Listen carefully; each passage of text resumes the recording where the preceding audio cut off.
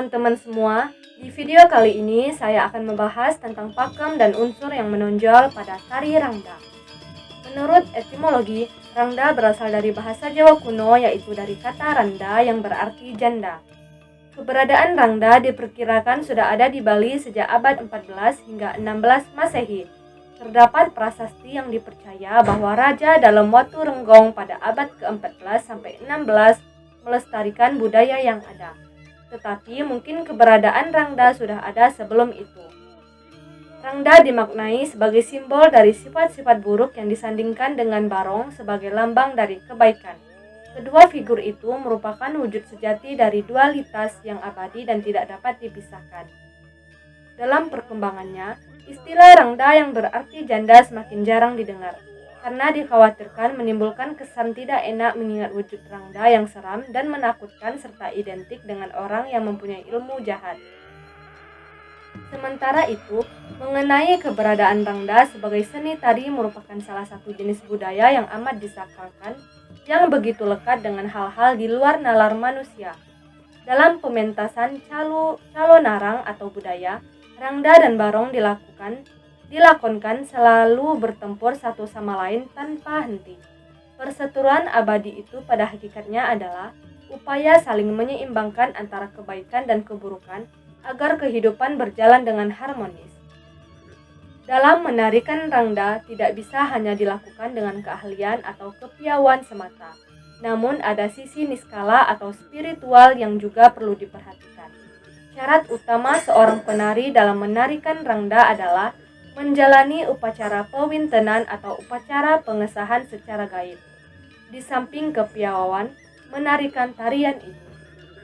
Selain itu, sesungguhnya banyak pantangan yang harus dilakukan bagi seorang penari rangda. Seseorang yang menari rangda sepatutnya mawinten, malukat, dan membersihkan diri, mengingat tarian rangda adalah tarian sakral dan otomatis banyak hal yang harus diikuti oleh seorang penari. Selain itu, pewinten tidak bisa 1-2 kali. Begitu juga dengan pewintenan yang memiliki tahapan yang mana upacara sakral yang berfungsi melegakan orang yang menari tersebut. Tarian rangda tidak ada batasan umur dalam menarikannya. Hanya saja saat melakukan tarian ini, penari harus memiliki kestabilan baik emosi maupun laku spiritual. Selain itu, saat menarikan rangda terdapat pakem yang harus diikuti seperti mengerti gerakan, ekspresi, dan penjiwaan terhadap jenis tarian itu. Penari rangda harus memperhatikan pakem rangda yang terkait dengan gerak tari maupun intonasi ucap-ucapan atau dialog yang memakai bahasa Kawi. Jadi sebelum menarikan rangda, seseorang wajib mempelajari bahasa Kawi agar tidak terjadi kesalahan saat berucap-ucap. Karena ucapan topeng rangda berbeda-beda menurut bentuk, warna topeng, dan gelar yang diberikan kepada topeng rangda jika disakralkan. Topeng rangda yang berwarna putih biasa berperan sebagai ratu, guru, atau ibu, jadi intonasinya lebih keras dan lantang, sedangkan topeng rangda berwarna merah atau hitam, dan lain-lain yang lebih sering berperan sebagai bawahan, murid, atau anak, intonasi bahasanya lebih halus. Tari rangda sesungguhnya memiliki pakem dan ucap-ucapan dialog yang baku.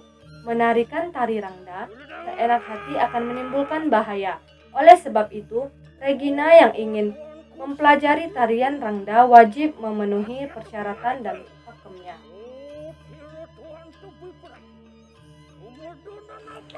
Unsur yang menonjol pada tari rangda adalah unsur gerak, rasa, dan ekspresi. Ketiga unsur ini memiliki pakemnya, maka harus dipatuhi persyaratan pakem tersebut. Namun, unsur kostum juga merupakan unsur yang menonjol pada tari rangda ini.